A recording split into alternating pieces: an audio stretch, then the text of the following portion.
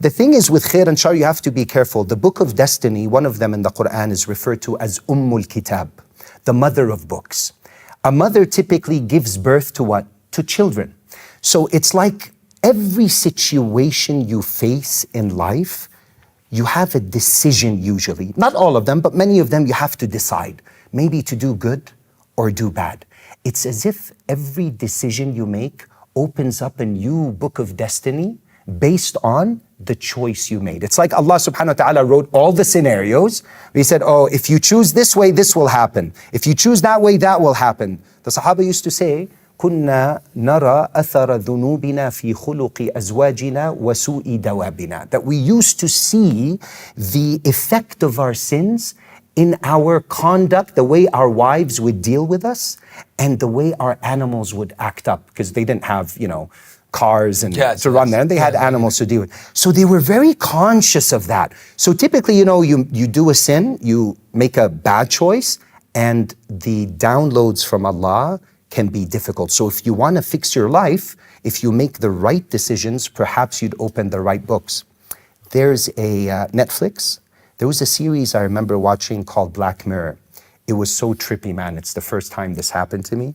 As I'm watching the episode, all of a sudden it pauses at a certain scene. And it asks me to make a decision of what happens next. Does he shoot the guy or not? And I get to make choice A or choice B. That was amazing because based on my choice, the scenarios after change. So the person that wrote the script, he wrote all the possible scenarios, but based on my choice, the situations that follow changes. So you have to be very careful with the decisions you make. If you're constantly making the wrong decisions that displease Allah, you're going to be faced with certain books of destiny that are not too good. But if you please Allah, the opposite is true. If you're a good person in general, right? Because for the non-believers, it could be a type of punishment. For someone that's far from Allah, He can send him difficult situations that are khair. But why are they khair? Because they're going to bring him back to the deen. That's the point, to always bring you back to Allah subhanahu wa ta'ala before it's too late, before they exit, right? Before you leave this world. But there's also the saying that اتقوا فراسة المؤمن فإنه ينظر بنور الله. So when you have that insight, you really are able to decode things in life. There's a hack where we have to understand that Allah has 3 types of commands. They're called Awamir al-Juhd, Awamir al-Shar', wa Awamir Kawniyah. Who controls the heavens and the earth? Allah subhanahu wa ta'ala. When you fulfill the commands of Allah that are related to making an effort in your deen, what happens when you make an effort on your deen? Your Iman strengthens. Yes.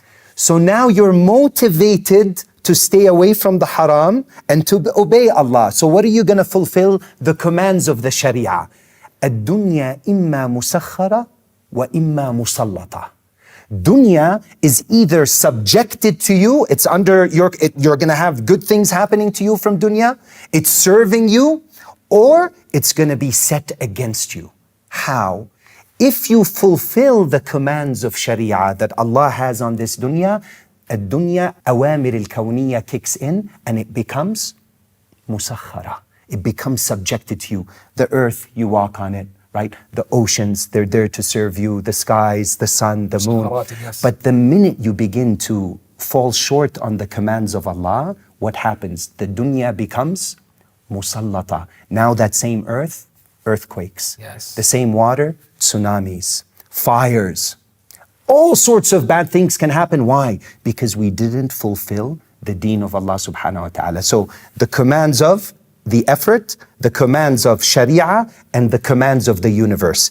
Fulfill the commands of the effort, your Iman strengthens, you're able to fulfill the commands of the Shari'ah, Allah becomes pleased, and Allah subjects the entire universe, and you become truly Khalifatullah on the earth.